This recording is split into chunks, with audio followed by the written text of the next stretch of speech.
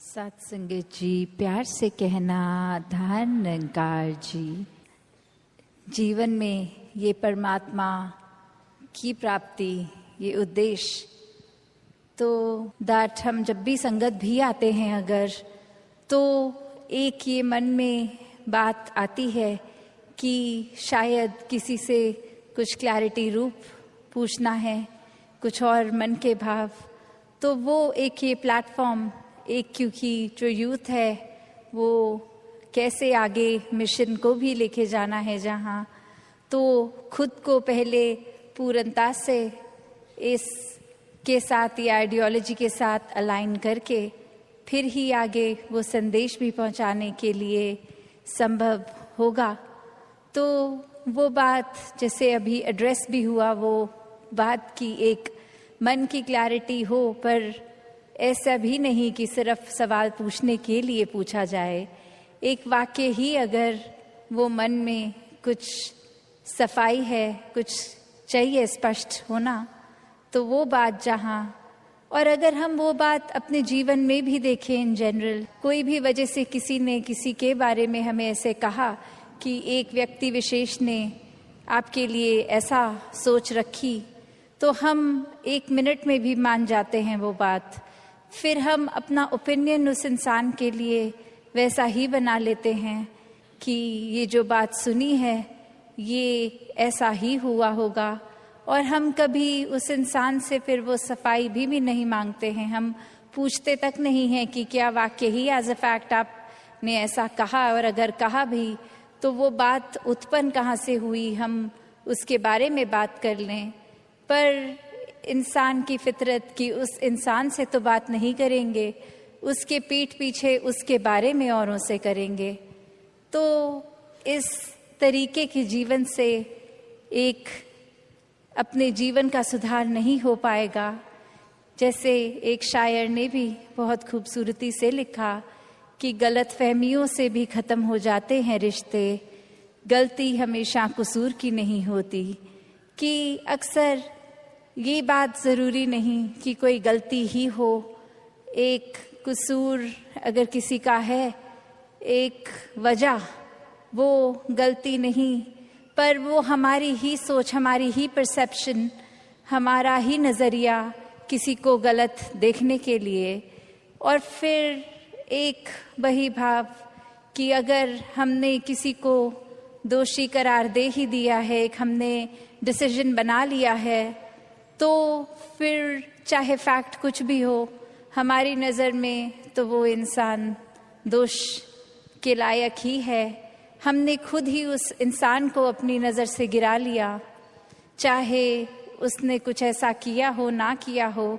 उस टाइम हम अपने दिमाग को, इस चेतनता को, ये रैशनल को भी नहीं एक सामने रखते, बस हमने सोच लिया तो हकीकत ही बन गई वो हमारी। तो अक्सर संसार में इंसान अपने बहुत सारे ऐसे सत्य बना लेता है, तो कैसे वो सच्चाई हमने सोच ली, वो कल्पना कर ली, तो वो एक हमारा ही नज़रिया, वो माय वे और द हाईवे वाली बात कि जो मेरे सोच है वही सही है, औरों की राय मैटर नहीं करती, औरों का तरीका मैटर नहीं करता। तो ऐसी सोच अगर है तो हमारी ग्रोथ कहाँ है उसमें। एक जीवन को फिर हमने इतना ही अपने आप, अपनी ईगो से भर लिया, अपनी सोच से, अपने माइंडसेट को ही एक सही मानकर, तो कैसे इस जीवन में जब जिएंगे तो वो माया रूप यहाँ पे हावी होगा। क्योंकि when we are so full of ourselves, तो हम लर्निंग कहाँ से करेंगे, जबकि इस निराकार, इस दातार ने तो हर जगह इस कण कण से शिक्षा लेने का एक रूप दिया है। बस हमें वो रिसेप्टर बनना है कि ये हर जगह से जो शिक्षा मिल रही है उसको कैसे चैनलाइज किया जाए। तो ऐसा जो कर लेते हैं वो एक भक्ति हर समय की करते हैं, क्योंकि जब इस परमात्मा को जानकर, इसमें विश्वास करके, इसको हर समय अपने आसपास देखकर, फिर चाहे किसी ने कुछ भी कहा हो, तो ये भक्तों का जीवन तो डार्केस्ट क्लाउड में सिल्वर लाइनिंग भी देख लेता है। एक बिना गुण की चीज़ में से भी गुण निकाल लेते हैं।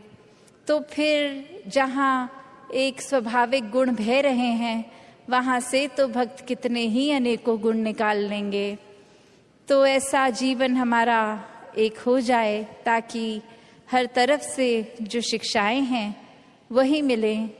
वरना तो एक अगर अक्सर ऐसे भी जो उदाहरण देखने को मिलते हैं कि हमारी सोच इसने तो कभी ख़त्म नहीं होना, हमारी इच्छाओं ने भी कभी ख़त्म नहीं होना, एक वो सैटिस्फैक्शन, एक कंटेंटमेंट की बात, ये तो माया का ही रूप। क्योंकि अक्सर हम ये भी सोच लेते हैं कि माया सिर्फ एक मटीरियलिस्टिक चीज़ है, माया सिर्फ जो आंख देख सकती है वही है, चाहे वो एक घर हो, पैसा हो, एक और चीज़ें। पर अक्सर ये जो सूक्ष्म रूप की माया है, जो एक ये सोच में भी आ जाती है, क्योंकि इस परमात्मा को इस पल में देखना है, इसको ये लिविंग इन द मोमेंट वाली बात।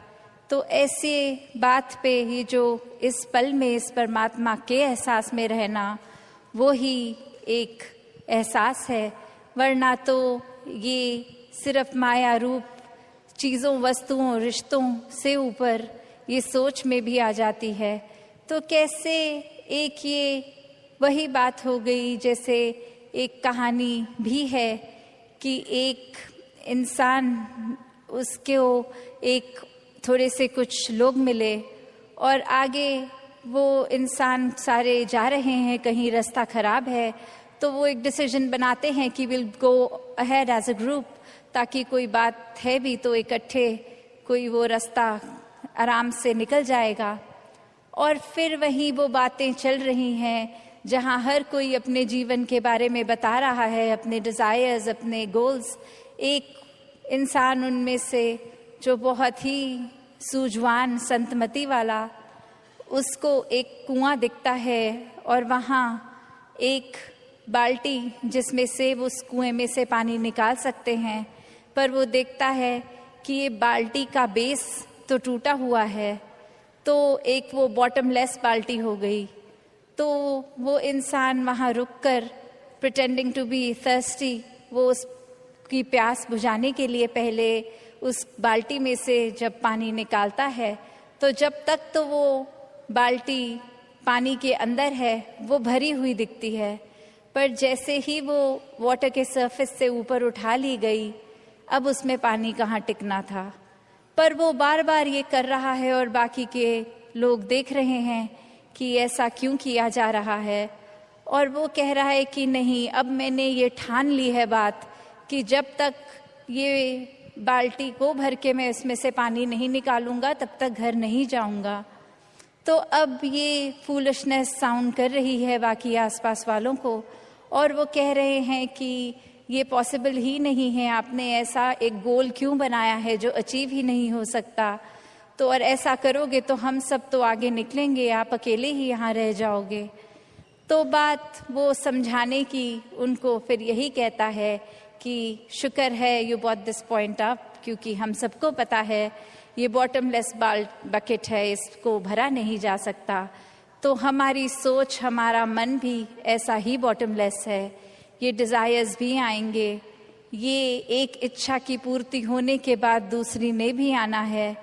तो हमें एक, अगर हम उस भरोसे रहेंगे कि एक एक चीज़ आती रहे, उसको चेकलिस्ट में हम टिक करते रहेंगे, तो हमारे ये मन में और चीज़ें आनी एक बंद हो जाएंगी। ऐसा नहीं है, चीज़ों ने तो आते रहना है, ख्यालों ने तो आते रहना है। तो एक अगर हम इसी के पीछे भागते रह जाएंगे तो फिर एक जीवन कब जिएंगे। एक सैटिस्फैक्शन, कंटेंटमेंट की बात, ये सहज रूप में बहने की बात, ये स्थिरता की बात यहाँ आती है कि कैसे एक अपने चैनलाइज करने की बात, कि ये जो चीज़ है अगर हमारे लिए ज़रूरी है, वो कितनी ज़रूरी है उसको तो किया जाए, पर अंधाधुंध एक उस दौड़ में ना लगा जाए, वो रैट रेस में ना लगा जाए। एक प्रायोरिटी की बात है, एक सिलेक्टिव होने की बात है।